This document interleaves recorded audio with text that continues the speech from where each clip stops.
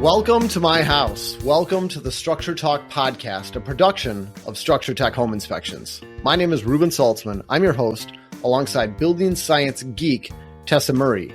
We help home inspectors up their game through education, and we help homeowners to be better stewards of their houses. We've been keeping it real on this podcast since 2019, and we are also the #1 home inspection podcast in the world, according to my mom. Welcome back to the Structure Talk podcast. I am your host, Reuben Saltzman, along with Tessa Murray. Tessa, how you doing today? Hey, Reuben. I'm doing well. Thank you. How are you doing? I'm doing great. Where are you podcasting from today, Tessa? Where in the world is Tessa Murray? Where in the world is Tessa Murray? Well, I'm in Florida, sunny Florida, and it's 95 degrees out. And the dew point's 92, so it's quite pleasant. Oh my goodness! Oh, we are blessed in Minnesota here, and now who knows what it's going to be like when this airs? It'll be a couple of weeks from now when this show airs. But at the moment, the weather couldn't be any more perfect. If I could just design a perfect day, it's zero humidity, gentle breeze, 75 degrees, the sun is shining. Oh my God. All the windows in my house are open. It's glorious. Beautiful. Beautiful. Absolutely beautiful. No, you step outside and you just immediately start sweating. That's what it feels like. Oh, yeah. So I've been enjoying the pool and, trying to stay in the shade. And the mosquitoes are terrible too. I don't know about you up in Maple Grove, but I know where I live in Red Wing, Minnesota, the mosquitoes have been ferocious this year because of all of the rain.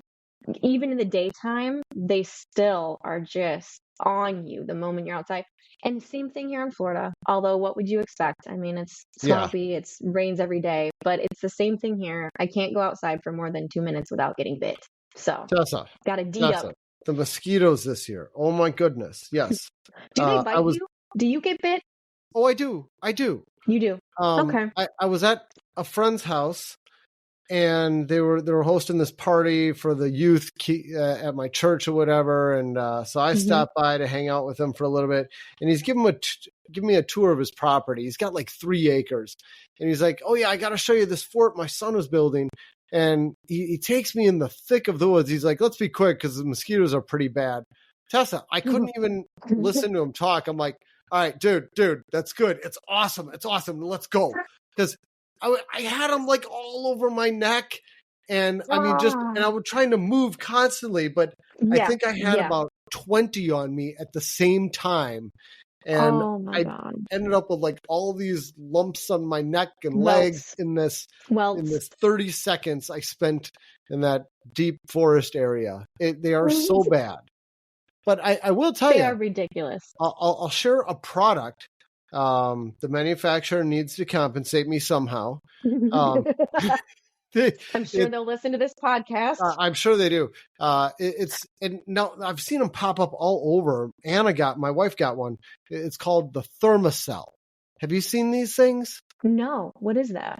It's this little, they've changed shape, but it's this little portable device.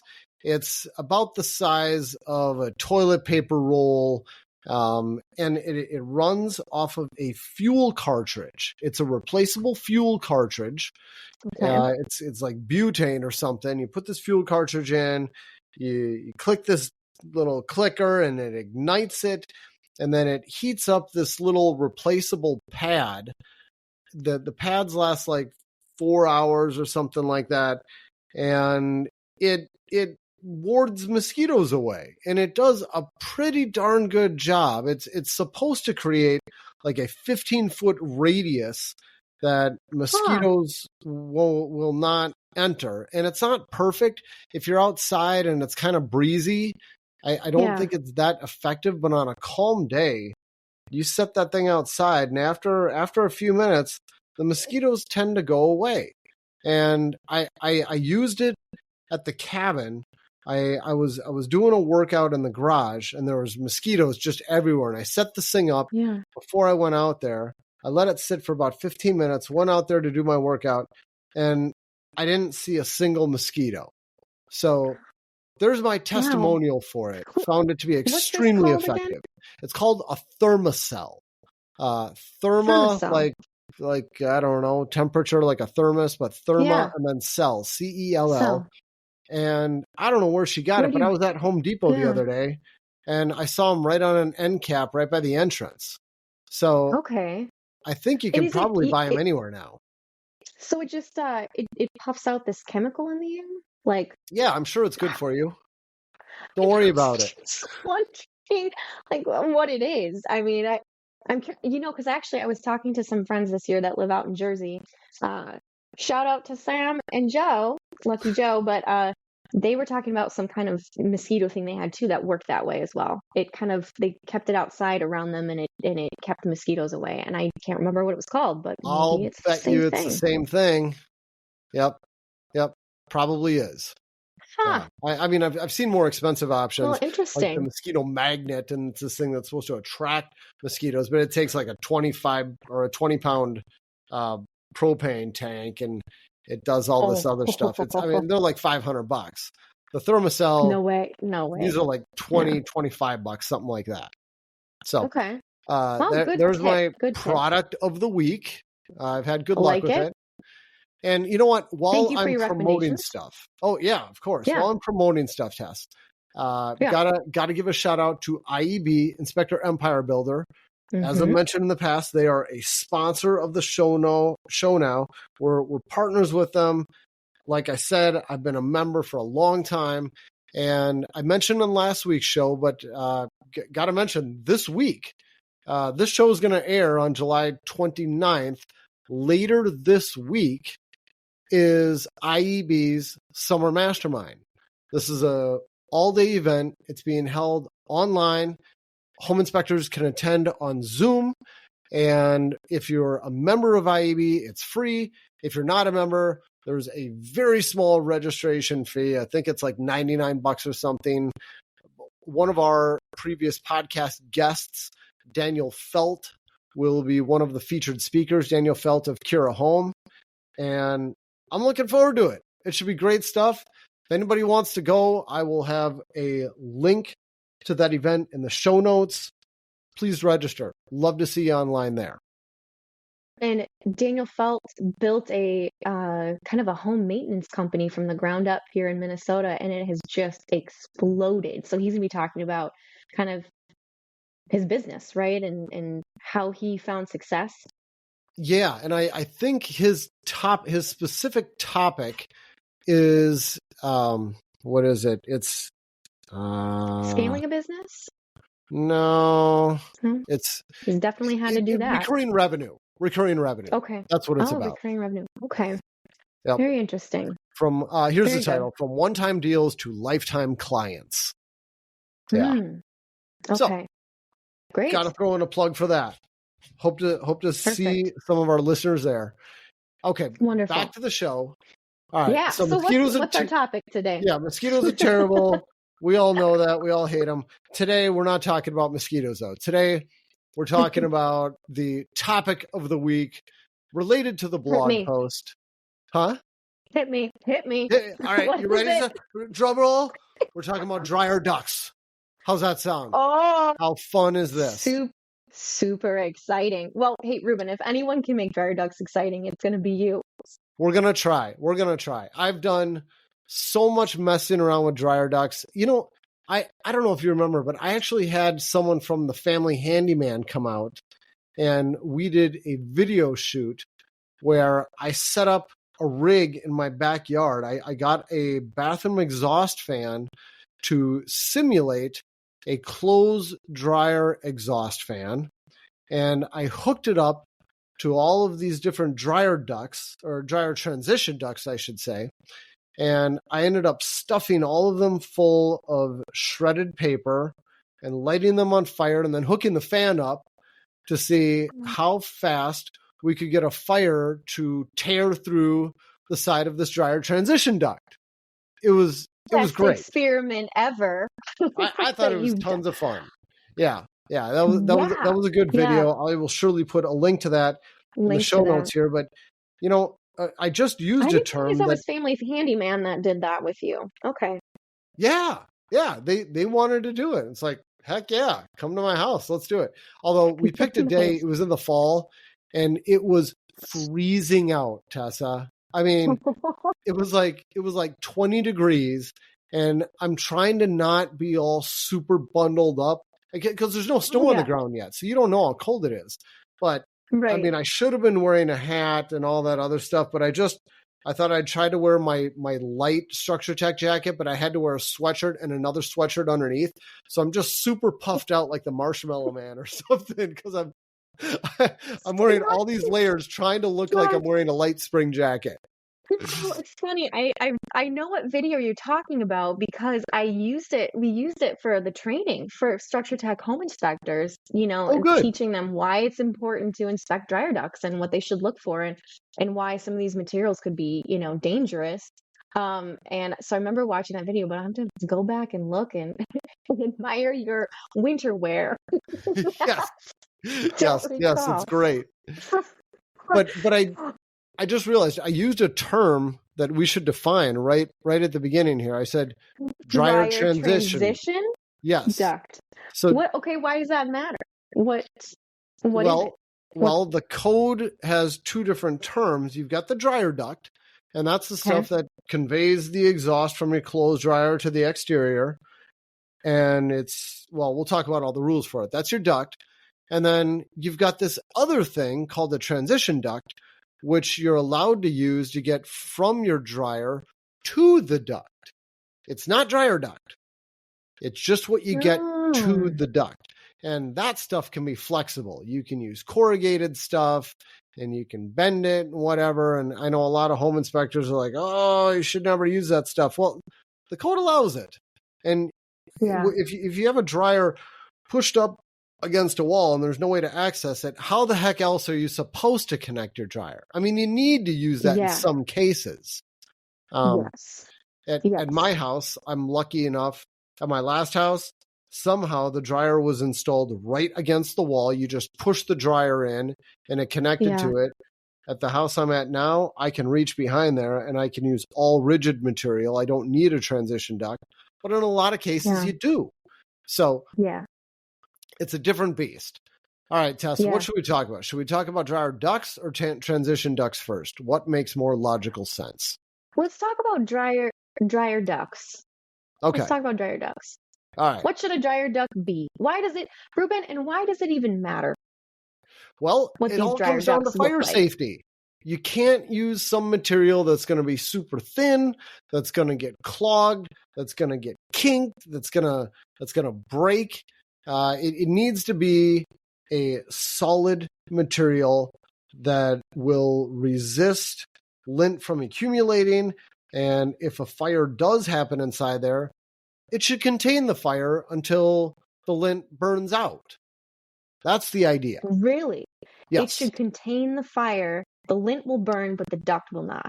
Yes. And for all of these different materials that I tested, if you had just lint in there, these would all surely contain that fire before it ripped through the side of a steel duct. Wow. And part of it has to do with what it's made from. The Minnesota code says that you need to use material that is 0.016 inches thick, which comes out to 27 gauge steel, but you're not going to find 27 gauge steel. So you need to go up one size, which basically means 26 gauge steel, which is it's beefy material. So, okay, I have a few questions for you. So this is Minnesota code talking about that specific gauge. Yeah. I mean, is there like a national standard for what dryer ducts should be? There's someone listening to this in a different state. Like, should they check their state-specific code for what it requires? Most likely, in a lot of the country, they use the International Residential Code, the IRC. And if you get the full book, you turn to the mechanical section of the IRC, which Minnesota just doesn't even use at all. But it would be under section M, as in mechanical, 1502.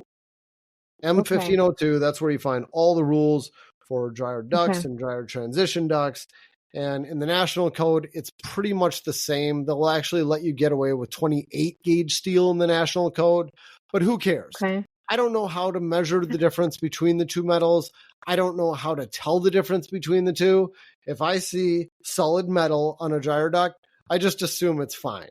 I ain't measuring that. And I wouldn't expect any home inspector to do that. Well, that was going to be my next question is when you go to like Home Depot or one of these hardware stores and you look for a dryer duct, is that what you're buying? Like, do they just, do you have to worry about products being available on the market that you should not use? Well, as far as the dryer ducts go, I'm going to buy whatever Home Depot's selling. I'm not going to be too worried about that for the duct. Now, for the dryer transition duct, if you want to get into that, hold on. Let's come back to that. There you do need to worry. But for now, let's talk about some other rules for the duct itself. It needs to be 4 inches, Tess. That's it. Can't be smaller than that. 4 inches minimum diameter. Why do you think it can't be smaller? And my guess is it restricts airflow, and it's more likely to clog with lint and start a fire. That's exactly it. Now, why can't it be larger? Because remember, I said it needs to be 4 inches. I didn't say at least 4 inches. I said 4 inches. That's a good question. Why can't it be larger? I have no Tessa? clue, Reuben. You've stumped me. All right. Good, because I'm excited. I'm going to do a demonstration for you that our listeners will really appreciate. I've got a spitball here that I'm chewing up in my mouth, and I've got a straw. There, I just shot the spitball at the camera. Tessa's dying. Okay, that works really great, huh? Okay, that's your traditional dryer duct. Now, we're going to increase the size of that dryer duct. Now I'm holding up a toilet paper tube. And I'm going to put my spitball in the toilet paper tube. And I'm going to give it even more breath. It just kind of fell out. Yeah. There. Yeah. That's why you need to use a 4-inch duct. You know what, Reuben? I wish our listeners could have seen that visual, but let me just describe it to y'all. That little straw catapulted that spitball out at the screen. It went flying out versus toilet paper tube. It kind of just, like you said, fell out. Yeah, it kind of falls out. So we want a 4-inch duct for some velocity in that air that's exiting, right? That's the word, Tessa. That is exactly it. Okay. Yep. Ding, ding, ding. And if you don't have that velocity, you're going to greatly increase the potential for lint accumulation in that whole duct. So in this case, bigger is not better. It needs to be 4 inches. Yeah. Very interesting. Okay. What about the actual... No, you didn't bring this up. And since we're kind of moving from the outside in, I'm picturing it, dryer duct being on the exterior, connecting the outside vent terminal. Are there requirements for the vent terminal too? Yeah. You can't have any screens on the vent terminal. How many times have you seen that, Tess? You've got a story about that, don't you? Go ahead, Reuben. Bring up this story, this sore point. I've healed from it. Okay, it's fine. This was years ago. This wasn't even anything you did. It was traumatic. There. Okay. I know, but I hate making mistakes, and I hate being the source of any stress for anyone. And it was a little stressful, I'll admit. Tell a story, Reuben. All right. Well, I'm gonna botch it because it wasn't my story, but the way I remember it was that you found a dryer terminal and it had a screen on there and it's totally clogged with lint. There's nothing coming out, and you told the buyer, dryers aren't supposed to have that. And this very aggressive buyer of yours went up to the terminal and she's like, "Oh, I'm going to fix that." And she took it off. And she's like, "There, I'm saving lives. There's no fire that's going to be happening." And then later, our office got a call complaining that the home inspector removed the pest guard that had been installed around the dryer. And what right does she have to go fixing my house and changing stuff? And now I'm going to get mice coming in my house. And what are you guys doing? That's the long and short of it, right? Yes. And, I'd say almost like 50% of the dryer ducts that I see out there have some sort of screen over them. And we're not talking like a small mesh screen. Usually it's kind of some sort of like plastic grate that's, I don't know, quarter-inch, half-inch between the grid, grid lines. So Yep. in my mind, it's not like a screen on a window. It's a plastic kind of cover on it. But it's very common for those dryer ducts to have that, and people think you need it to keep the mice out, keep the pests out. But really, those screens just catch the lint and then block the vent. And if you're not maintaining it properly, it's a fire hazard potentially. Yes. And it reduces the efficiency of the dryer. So then you have a dryer that's not working the way that it should and clothes that aren't drying. And I think one of the most problematic locations for a dryer exhaust terminal is on the roof of a house yes. or a 3-story townhome, which Yes. we also see a lot. Who's going to go up there? And especially if you've got a 3-story townhome that has a screen on the dryer vent terminal, even worse. Worse situation. Who's Tessa, cleaning that? totally agree. Yes.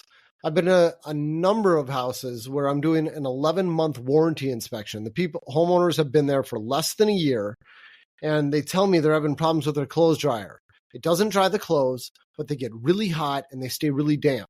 And then I go on the roof, and they've had manufacturers out and the builder out. Nobody can figure out what it is. It's so simple. You go on the roof, and when you go to the store and you buy a vent terminal, it's the same terminal, whether it's a bath fan or a clothes dryer, and it comes with this screen. If it's a bath fan, you leave the screen on. If it's a clothes dryer, you take the screen off. But the poor roofers, they don't know what it's for. They just know there's a duct coming through the roof, and they use the same thing on everything. And if you don't have a diligent person on the job site removing that screen afterward, it stays that way. And then after a year, it's completely blocked with lint, and you got wet, hot clothes, and potentially a fire hazard. I mean, let's be honest, probably not after a year, but eventually, yes. And nobody can get at it. So no screens on there. And Tess, amen to your dislike of having them terminate on a roof where nobody can see them, much less, and many times, access them.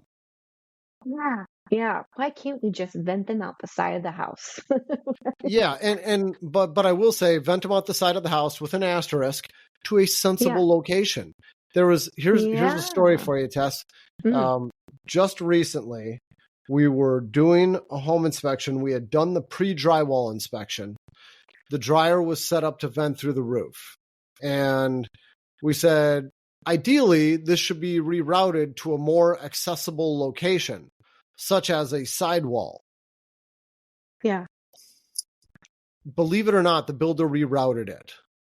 Nobody ever reroutes this stuff, but they rerouted it.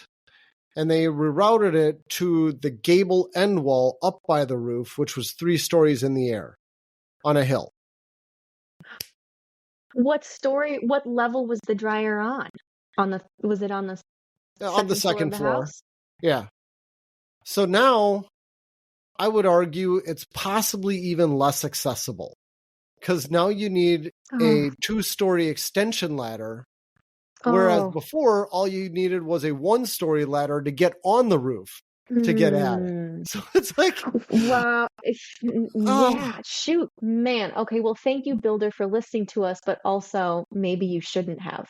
And you know what, though? At least they're not going to be melting snow on their roof, which could contribute to potential ice dams. So you don't have to worry about that, but you will have to get your big ladder out to clean it. Yes, exactly. At least you're not contributing to ice dams. That's a great point. And you can see it too. So here's another question for you, Reuben. Is there something in the code that talks about the an acceptable length for a dryer duct? Yes. Great question. Glad you brought that up. The code says you can follow a couple different paths. One of them is you just follow what the code says. They give you the cookbook. They give you the manual. They say 35 feet. That's it. And that doesn't include the length of your dryer transition duct. That's not part of the calculation. It's just the duct itself, the permanent part, 35 feet maximum. And if you're going to have elbows on there, they've got all these different calculations. For instance, if you've got a tight 90-degree turn, you got to subtract 5 feet. That's worth 5 feet of run. So you get 4 turns, you lose 20 feet right there. Yeah. But it's kind of a Wow. formula. That's what the code says. However, it also says that you could follow the dryer manufacturer's instructions instead. And Okay. I've read probably dozens of dryer manufacturer's installation instructions. Stimulating reading, evening Stimulated. This is what I do, Tess. I am curious and I read reading. This is manuals. how you fall asleep at night. That's right. And just Little for light instance, manual reading. yeah, what's the big deal? Here's 4 different manufacturers. We got Maytag, LG, Kenmore, Samsung. I just checked out theirs just for fun. Their lengths, their allowable lengths, developed lengths are 64 feet, 65, 64, and 80 feet. So whoa, okay. And that's in line. I mean, those are just averages that manufacturers allow. I've never seen a manufacturer limit their vent to 35 or their duct. Excuse me, it's a dryer duct. I've never seen them limit it to anywhere close to 35 feet. It's all way more than that. So that's very interesting. And I wonder, do you ever run across like city inspectors who have a problem with a dryer duct being 60 feet because they call out, the code and it says 35? No. As long as there's a dryer present. Now, the one time where you could have an issue is if you have a new construction home and the developed length is more than 35 feet. And we don't know what the dryer manufacturer is going to be. True. Now, what do you do? Okay. And the code does have some special provisions for that. I'm not going to get into all the details, but they say, maybe you can put in a placard. You know what? Okay, I am going to get into the details. 504.8.5. For our one listener that appreciates all of the details and gets a little testy if we don't tell them. Let's say it. Here we go. Just for fun. It says where the exhaust duct equivalent length exceeds 35 feet, the equivalent length of the exhaust duct shall be identified on a permanent label or tag, and it shall be located within 6 feet of the exhaust duct connection. Tessa, have you ever seen one of these tags? I was trying to picture that in my head. No, I have not. Have you? I saw one. It was about 15 years ago, and it was at a condo in St. Louis Park, and it was a very nice tag. It was like embossed. It was like the door tags that you'd have, like for the president of the company, and it's and it's like embossed or whatever. It was just like that. Plated. Yes, it was gold. I kid you not, the color of it was gold. And they spelled dryer. I won't forget this. I don't know why I remember this detail. They spelled dryer, Dryer. Ier. Oh, no. Yeah. You went to that trouble to have a label and you misspell dryer. Yep. Reuben, your brain is so impressive. How do you remember this from 15 years ago? And do you have the picture of that? I wouldn't be surprised. I will find the picture for you, Tess. Of course, I have the picture. Oh my gosh! Yes. Of course you do. And then you ask my wife if I remember things, she'll tell you a different story. It's very selective memory. Memory, yes. Yeah, just the very important stuff. Remember that dryer duct from 15 years ago? Yeah. Oh, and I can't remember what to get at the store. She tells me to get 2 things at Target, and I come home with 1. I don't. 50% of the time, you get it right every time. Yeah. I like the way you put that. Yes. Yeah. Okay. So we talked about size. We talked about length. We talked about terminals. And you know what? Also about terminals. Tess, you can get these things. I've got one sitting around here. You've surely seen these during home inspections. I'm holding it up to the screen. Tessa, describe for our listeners, what I'm holding up. What is this thing that I picked up at Home Depot yesterday? Yeah, I think what you're holding up is one of those little diverters that it's like a little transition. The dryer duct goes through it, and it has like a little opening on the side, a little door that can open, and usually there's a screen in there, and basically it just blows that warm air from the dryer exhaust back into the house. That's What is that exactly what it. that is? Yes, yes. It's Oh, it's an indoor dryer vent kit. And it says right on here, vent electric dryers when outdoor venting is not possible. And it's UL listed. This is listed for electric dryers because there's no hazardous exhaust gas. However, from a building science standpoint, Tess, how do you feel about venting your clothes dryer to the inside of the house, taking all that moisture in the clothes and putting it back into the house?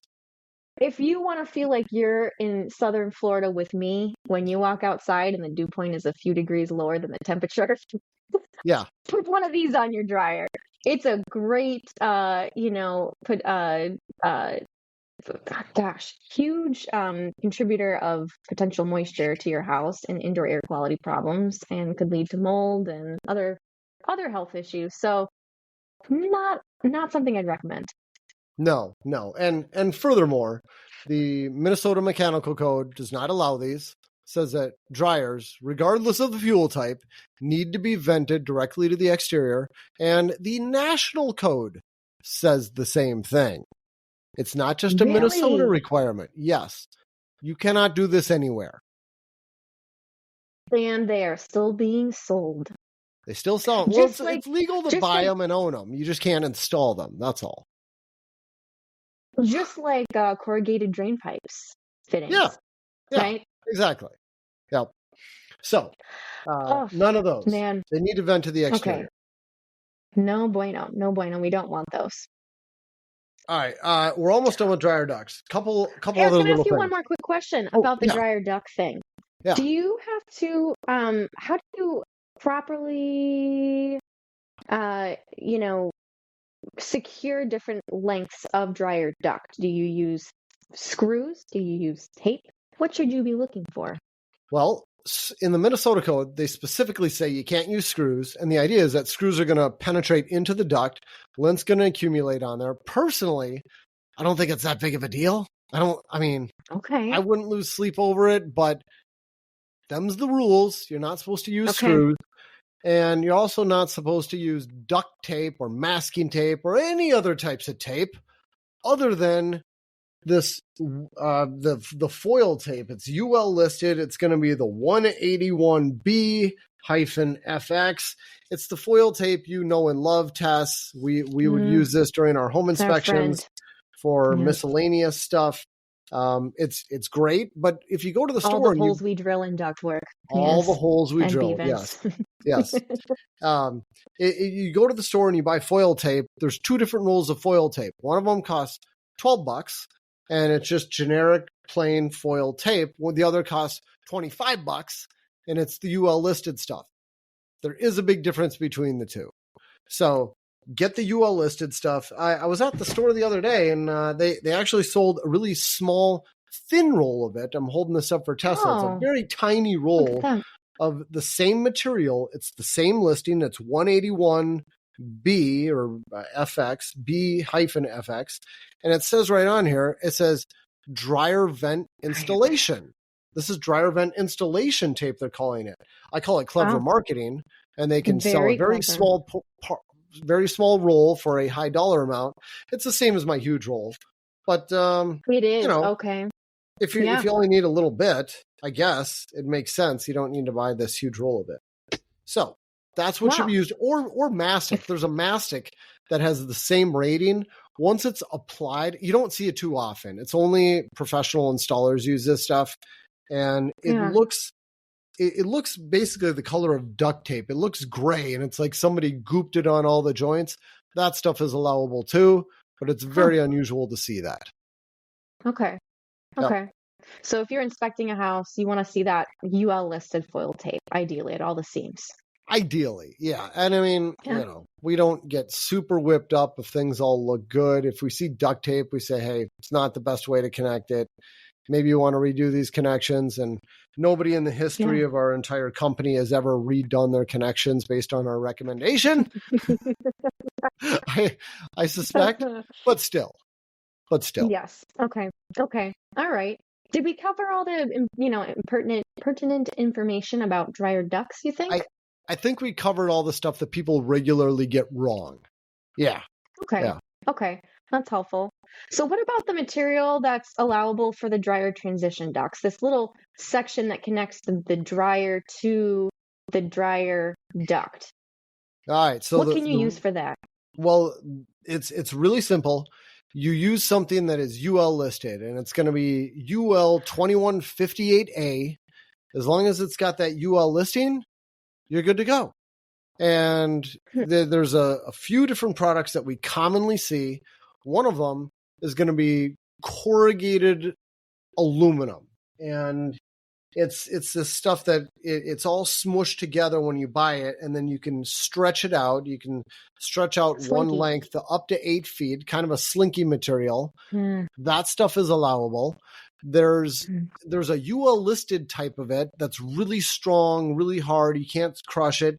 And then there's a non-UL listed type, which is much thinner, and you can smush it with your hand pretty easily.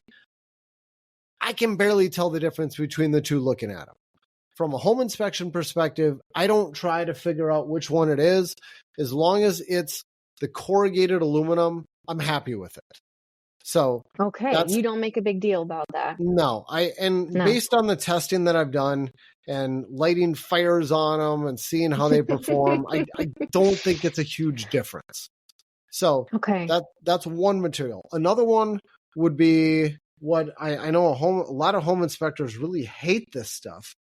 And it's the flexible foil duct. And it's basically what I'm describing. It's flex foil. It's a lot thinner. It's a lot easier for fire to rip through this stuff.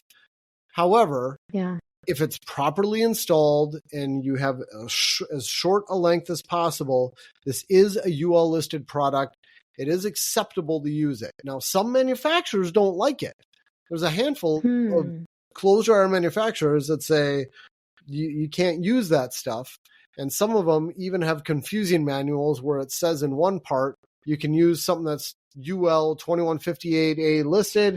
And then in another part, they say, don't use foil. It's like, well, what if it is UL listed? I don't know. When we see it, we don't make a big deal about it. I don't think it's the best product to use, but I'm not the authority on it. If the authorities have tested this stuff and they say that it's safe enough, I'm not going to tell people to tear it out and replace it. I think I see probably more foil used out there than aluminum. Would you say that's because it's cheaper and maybe easier to work with?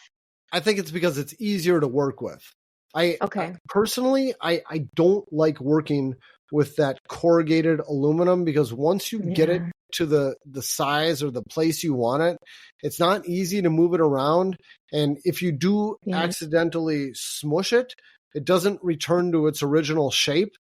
And it has really sharp edges. I have personally gotten a nasty slice working with that stuff at a house I used to live in Minneapolis. I mean, I won't get into it, but it was a nasty slice. So it can be dangerous too. Yeah. A lot of blood everywhere. Yeah. You left your DNA all over. It was like a crime scene when you were done. Now, of course, anytime you're working with stuff like that, you ought to be wearing work gloves, but you should. You should. Should. Yeah, should. What about plastic corrugated vents? Because I see a lot of those too. Never. The plastic itself is actually flammable.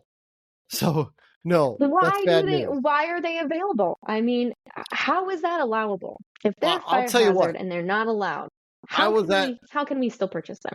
I was just at Home Depot and I went through the whole dryer vent section and it was nowhere to be found. So applause. That was great. Yeah. However, I'll show you this other product I picked up, which I was not excited to find. It's this thing called a flex foil duct. It says ideal for gas and electric dryer application.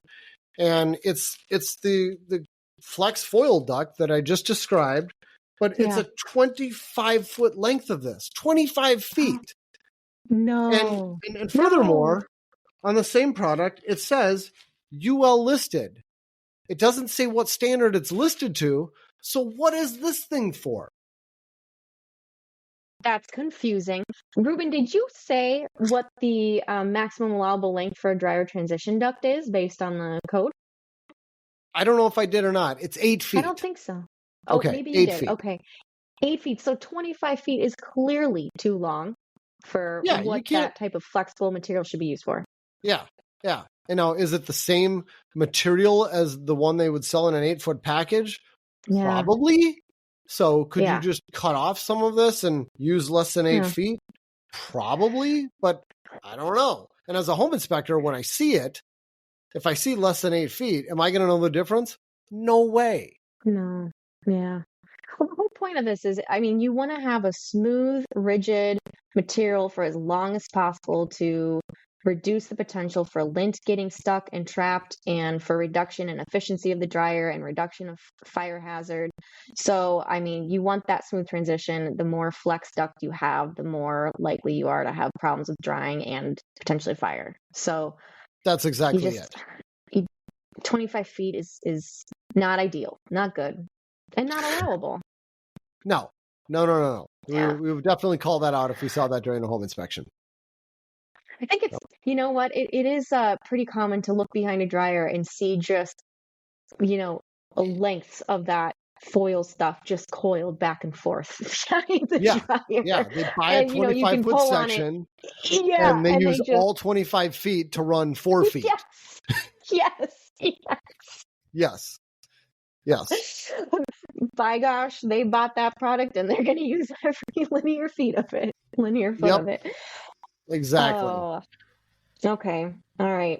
Are there any other materials that are allowable or that, someone might run across when they're inspecting? Sorry, I have somebody running a lawnmower right outside my window. I hope you can't hear it, but I couldn't hear you. Cannot. I was just wondering if there's any other materials we didn't cover that we should for these dryer transition ducts. There's one other one I'll mention, and this is one called Dryer Flex. And I first tested their product probably 12 years ago, where they sent me a sample of it. And it's kind of a hybrid between the foil and the corrugated aluminum. It's just as easy to work with as the corrugated aluminum, but it's way better than the standard corrugated stuff you get. It's super thick, and it's very resistant to a fire spreading out of there. That's the stuff.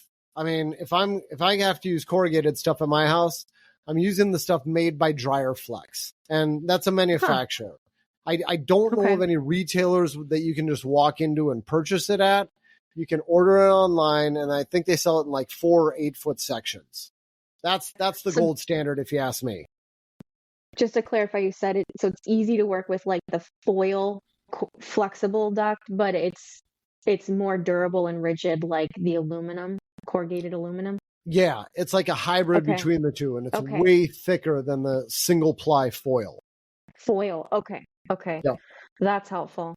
Interesting. Well, I was thinking when I was kind of remodeling the condo I had in the Twin Cities years ago, I had to replace that dryer transition duct, and I found some product that was like this magnet connector that because it was a really tight space and I physically couldn't kind of get behind there. So I connected one section of that transition to the dryer, and then the other section was a magnet, and it kind of just snapped in place to the dryer vent in the wall. And I can't remember what it was called, but it was a very helpful product in that situation. All right, Tess, give me like 2 seconds and I'll find it, because I'm sure it's made by the same people as Dryer Flex. So let me go to their website. Maybe you might have even told me about it back then, because I struggled with that, trying to figure out how I was going to connect the dryer. And you probably told me about it. So yeah, you know what? Maybe it's not made by them, because I'm on their website and I don't see it. All right. We don't know who it is. It's probably awesome. Google it.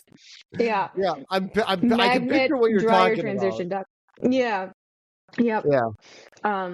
Okay. Well, All right. you wrote a very helpful long blog, Reuben, on this topic that lays out all of the rules, all the recommendations, all the UL listing requirements, lengths, all of that.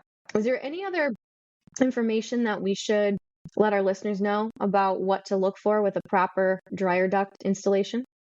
That's all I can think of. There's probably other stuff we're missing, but that Okay. covers the high points. And the last one is if you have a short little run like I do where it runs right up the side of the house, you probably don't need to worry too much about cleaning it. I think we've talked about this when we talked about our fall maintenance, regular fall maintenance list, talking about cleaning your dryer duct. But if you've got a long run, it would be good to have that professionally cleaned, probably annually, to make sure you don't got a bunch of lint accumulated in there, creating a potential fire hazard. Annually is your recommendation, and you said professionally done. Are there tools that a homeowner can rent or buy to do that themselves, or why do you have to have it done professionally? Well, a professional is going to have the really long stuff that's going to go all the way through the duct to get the whole thing done. If you have a very short run, I think you can buy like these little 6-foot sections. It's basically you've got a cleaning brush on the end of a steel flexible rod, kind of like a bottle brush, basically. You can use that to do it yourself. I've heard of people, I think we talked about this on the podcast, disconnecting their dryer and hooking up a leaf blower and then just really blowing all of that to the exterior. It seems like it might work, but I've never tried it myself. I think that could be another little video blog for a later date, Reuben.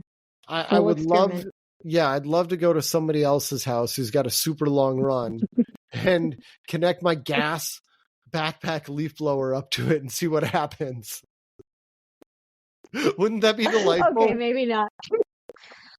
Well, as long as it's somebody else's house, who cares? Any volunteers, let us know. How do they reach us, Reuben?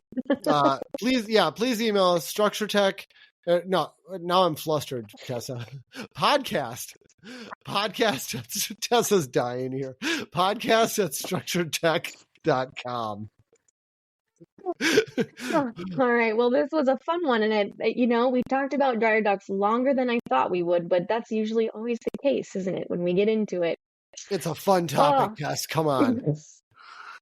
All right, Tessa. Anyone still listening, thank you for listening. We appreciate all of you that listen to our podcast, and we love to hear from you. Please write us an email if you have any feedback or any ideas on topics. We'd love to hear from you, and help us out by giving us some reviews and ratings too. If you listen to this show, we would appreciate that as well. So anywhere you listen, please give us a rating. We would appreciate it.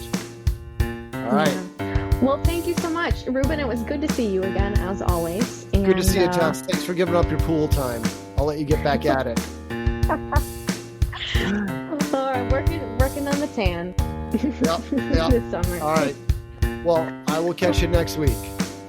Sounds good. Take care. care. All right, take care. Bye.